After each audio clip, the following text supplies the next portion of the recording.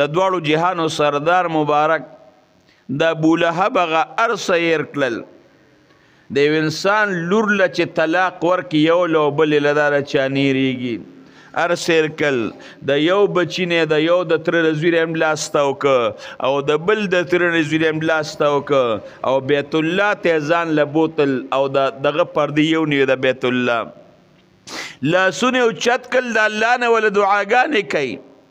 حضرت عباس رضی الله عنه ورته وی زما ورواره ډیر زیات خوشاله نه د الله رسوله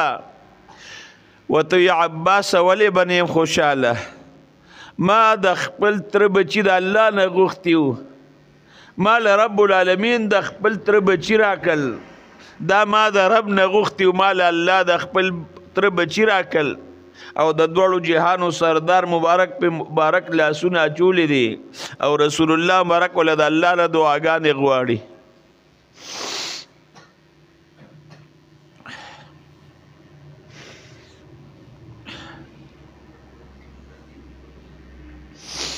نن سبا زمون خلکو ته وړه وړه خبره ولاړه ده